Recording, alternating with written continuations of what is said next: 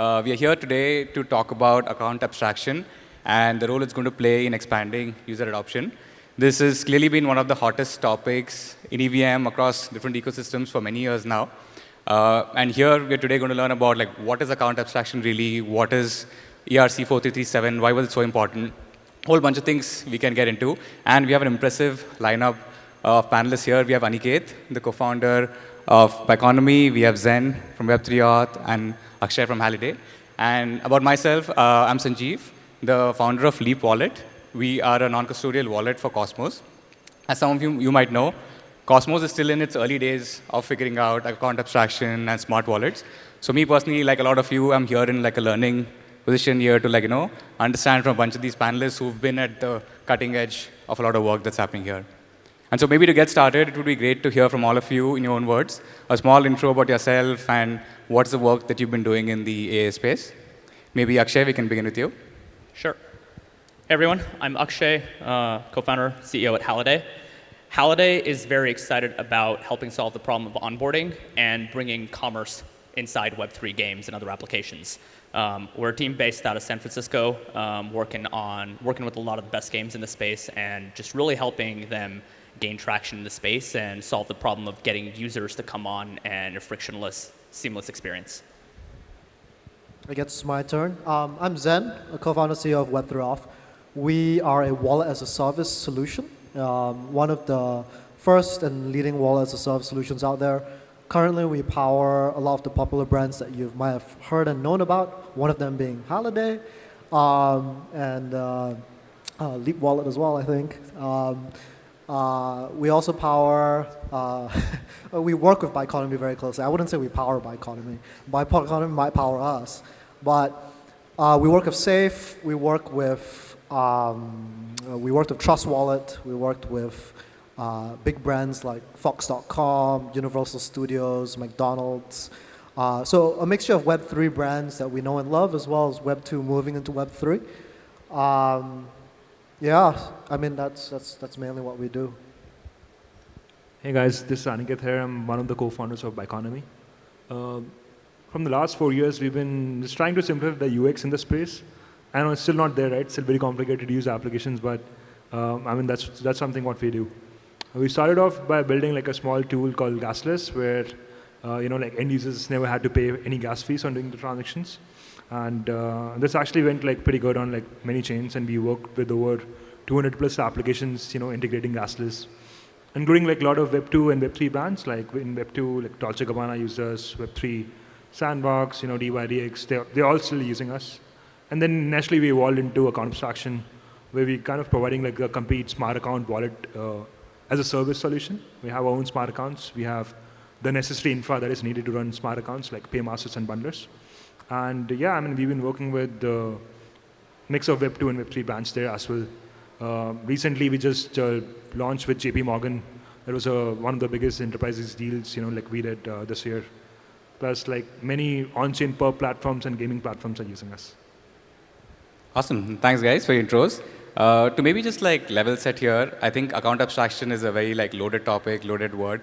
People don't understand why the idea of abstraction, what does account abstraction even mean. So maybe each of you can just take a stab at trying to define what, according to you, is account abstraction.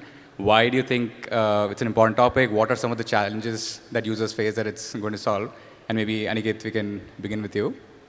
Yeah, I mean, so we've been trying to do same thing for the last 4 years, but no one listened to us, So if there's a lot of buzz around account abstraction, probably, credit goes to Vitalik and the Ethereum Foundation guys, coming up with the 437 EIP. And, making sure that, the messaging is very clear in every conference. But I think the way, I explain it is that so far, the dApp usage experience has been, first you have to learn the wallet first and then use the app, right? All the apps that you use right now, first you have to use MetaMask, and then get logged into an application, right? Otherwise, it's very difficult to use any application. With the account abstraction, all those onboarding steps can be abstracted, where the wallet experience kind of becomes a dApp experience, you don't need to first learn another wallet to use an application. the wallet gets embedded within the application, and that's what exactly smart account is. It can do it using smart account wallets. You can do it using MPC based wallets as well.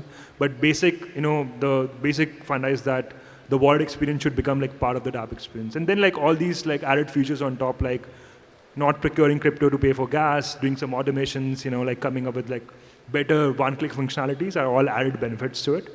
But just want to make sure that the app experience becomes very seamless, and wallet is like part of the app experience. That's what account abstraction is all about.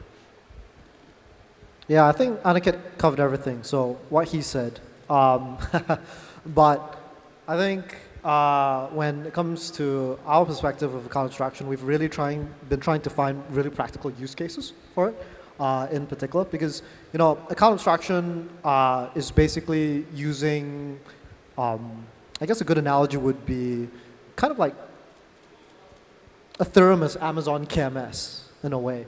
And in that way, you're using state space, it costs gas, there's an increased cost per user in particular for these benefits. So for us, we've really been trying to hunt down exactly what use cases, and be it in gaming, be it in NFTs, be it in payments, where kind of like account abstraction best comes into. I think from what we've been seeing, like the main use case for account abstraction, I think so far, it has definitely been more of like the paymaster, the bundler, abstracting gas away for the end user to improve that user experience. I think that's number one. Number two is very specific to app. I've heard I think Halliday, you guys are using session keys in particular in a very, very extensible manner. And some people use it for IAM setups, like multi-sigs. And then you've got a couple of others which might use it for daily limits, that sort of thing. But I think after gasless, it becomes really very application specific. Maybe you could share more. Yeah, definitely. I mean, there's a lot of use cases of account abstraction. It depends by the application, but I mean, it kind of I like to go back to a story of when I was trying to explain account abstraction to one of my non-crypto native friends when it first came out, and I was like, oh wow, this whole thing is revolutionary. Look how simple it is to onboard onto applications and use them for the non-crypto native user. And they looked at me and said, wait, what was it like before then? Because it's just so obvious that this is how it should have been for the longest time. So it's revolutionary in a way that we're at this point, but it's somewhere that we should really just take as a starting point. I think one thing that's exciting about account abstraction is we at Halliday view it very much as a tool. It's simply a tool to build experience that we want. It's not an end product in itself. It's something that is programmable and adaptive in its nature. And that's what makes it fascinating, because wallets historically in this space have for so long just been fixed products that can, what can you do with a wallet? You can send things, you can receive things, you can store things. That's about it. For the first time, there's this new concept in the space of, wait, we can actually make these wallets do whatever we want them to do. If conditions change, if our needs change, we can change our base user account along with that. And that's what, some of these things like gas sponsorship is. That should have been an account all along, but now it is, thankfully. Session keys that Zhen was mentioning earlier, not having to have a user sign every single transaction they do. That's kind of obvious, but now it's in there. Passkeys, which is like Face ID or Touch ID to log in. That's something you can uniquely do.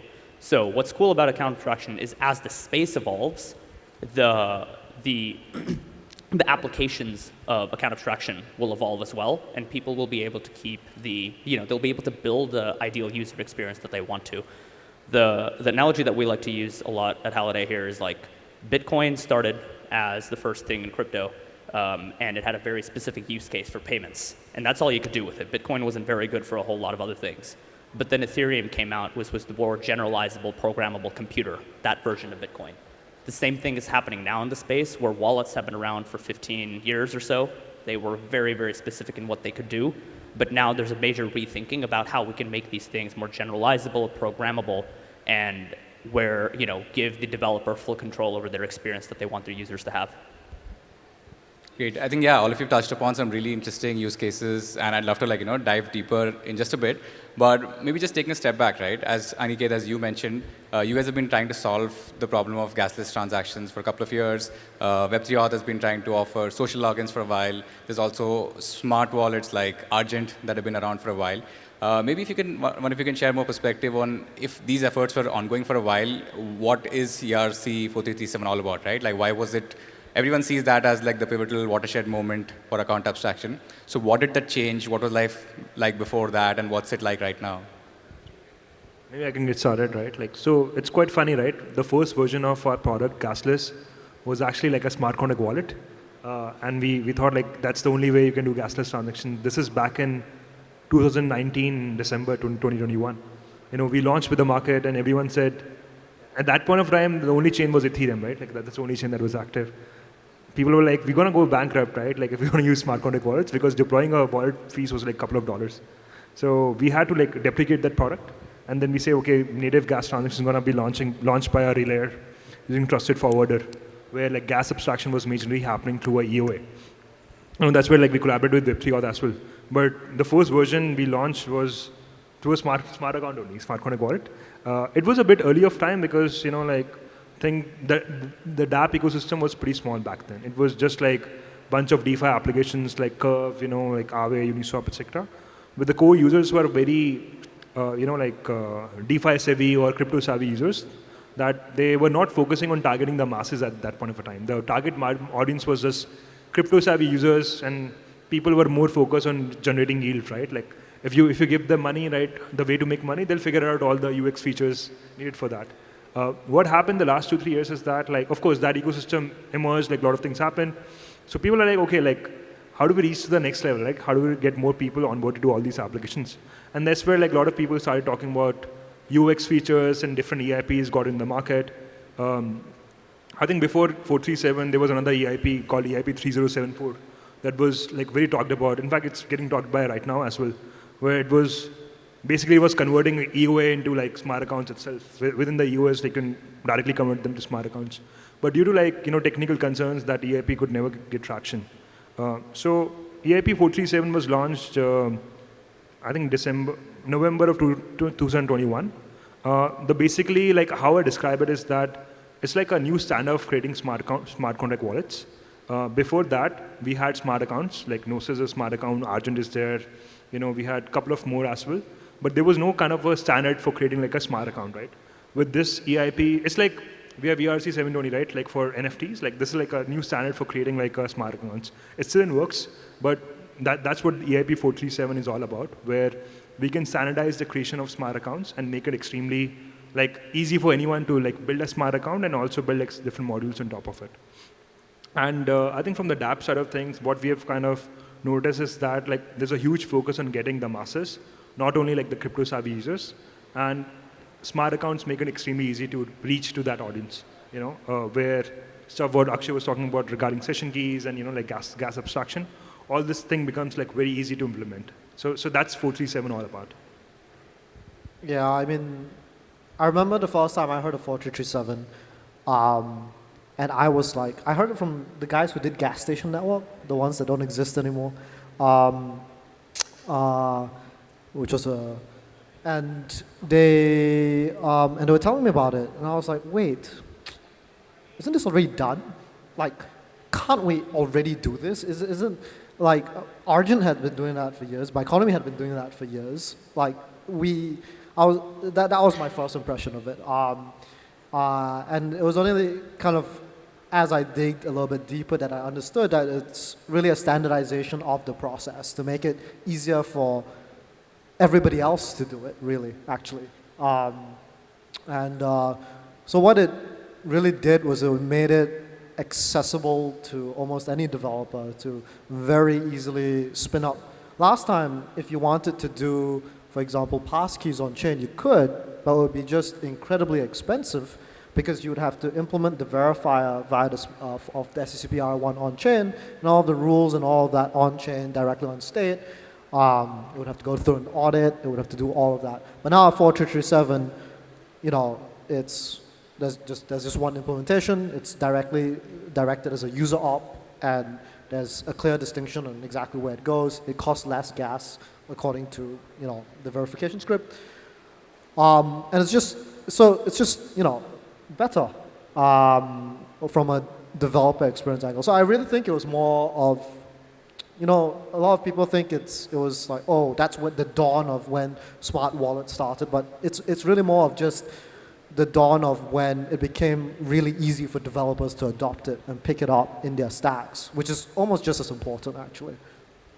I'll absolutely echo everything Aniket and Zhen said. The technical reasons and a lot of how it became easy for developers. The one last quick thing I'll add here is, like, oftentimes in this space, there are a lot of technical advances and innovations that should take off but don't because of random circumstances. The timing isn't right.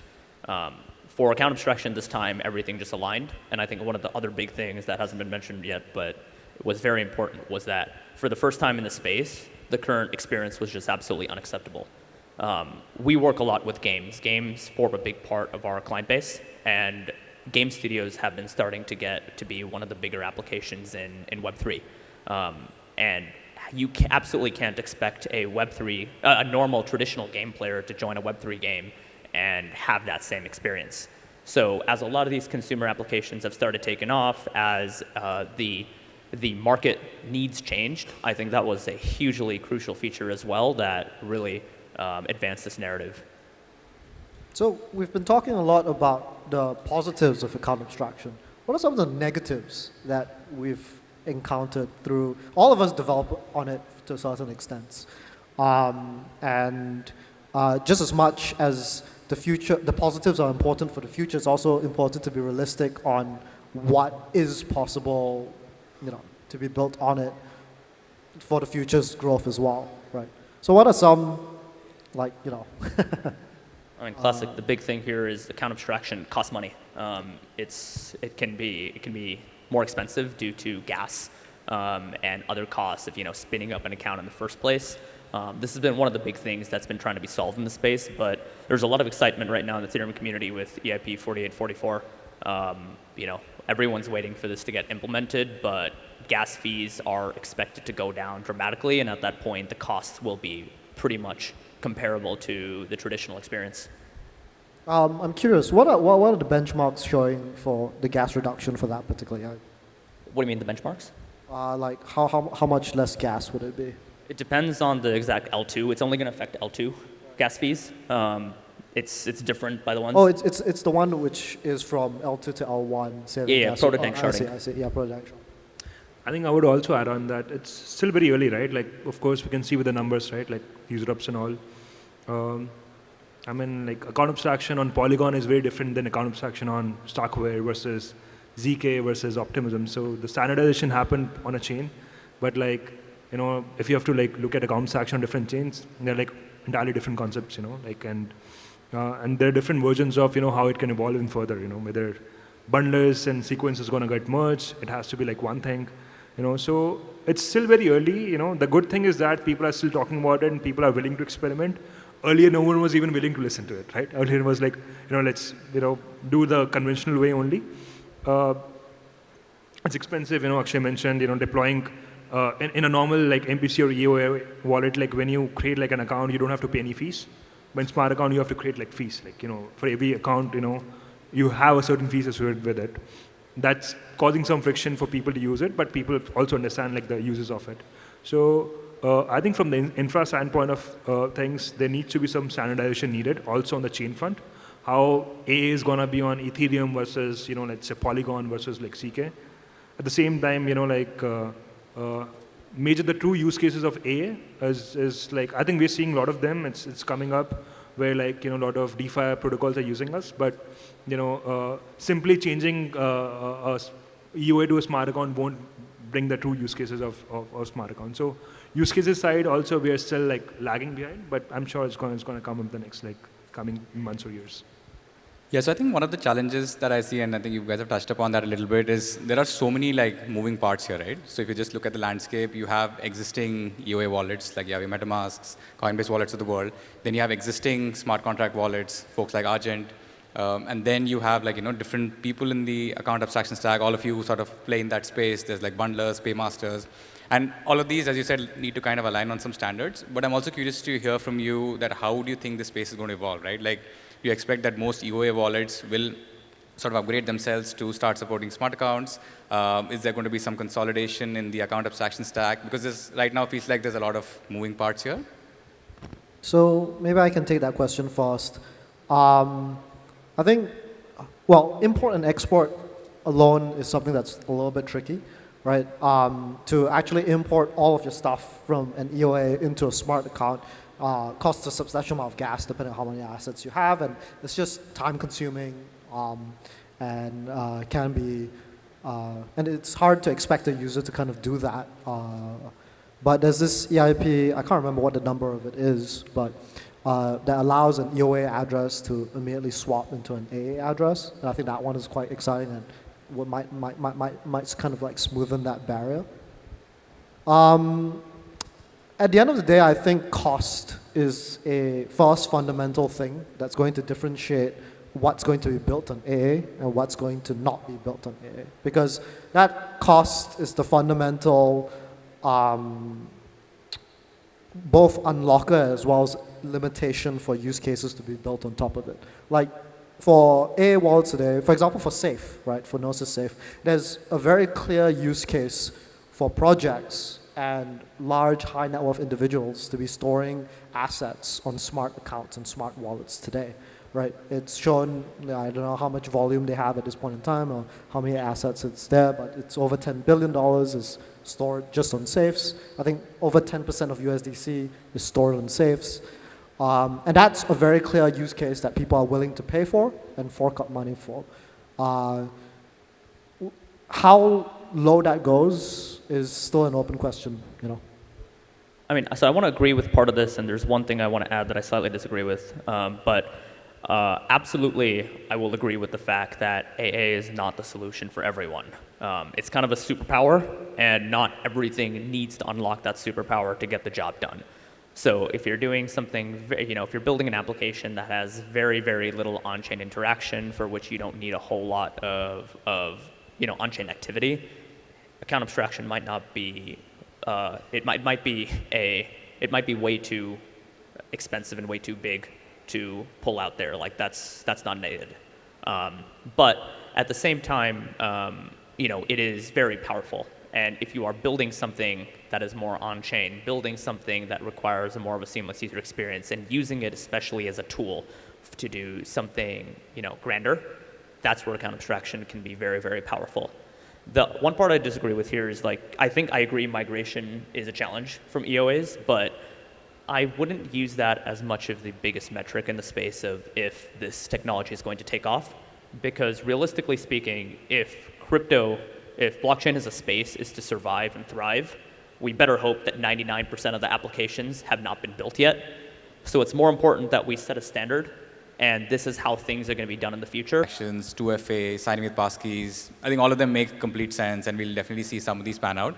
But are there any like use cases that you guys are personally excited about, maybe you're seeing some traction with, which are not like, you know, as commonly spoken about, right? Like 5 years down the line, are there, like, you know, if there's any builders in the audience, like maybe a bit of alpha for them, are there any new unheard of use cases that AA unearths? There's a bunch of stuff we're cooking up at Halliday. Share some.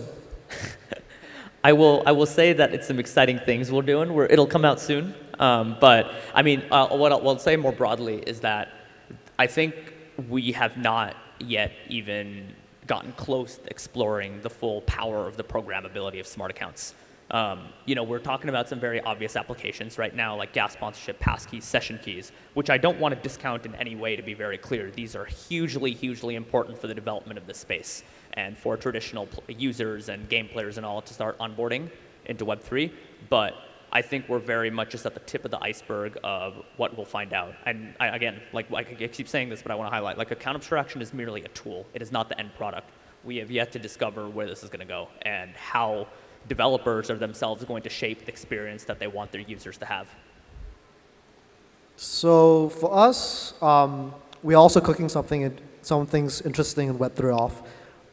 And I won't share everything directly, but I will say this. There's definitely a huge support gap in Web3. And I think this is across all different applications. It's due to the interoperable nature of Web3, right? When you use Leap Wallet to interact with a dApp and there's a bug, the bug most likely isn't on Leap Wallet. It's on this dApp, and it may not be even the dApp's fault. It might be a dependency on a smart contract that the dApp is using, a whole chain of tools that go down, right, in particular. And nobody wants to deal with it because of this interoperable nature of Web3, because it's so hard to debug, because also it's very time consuming, and part of the crowd that you're interacting with is always kind of like speculators for the most part, at this point in time at least. So I think that's a huge problem in Web3, and it ferments in a whole lot of different symptoms, including all of the phishing attempts that occur on all of our Telegram, Discord, and Twitter channels, all of the like transactions which end up in just people losing money, and so on and so forth, right? And I think if anybody has solutions out there, I think it's a problem that should be solved in some way or form. At the same time, like, it's hard, right? Companies can't do it. It's expensive to do support. You can't call people one-on-one and go like, hey, let me help you debug. So it's a tough problem to solve, but I think our next installment's going to solve it. Awesome. All right, folks, I think we're almost at the end of time. So maybe one quick question from all of you just to wrap up. Let's say in the audience you might have like users who've never used smart contract wallets. I know there's a whole bunch of us.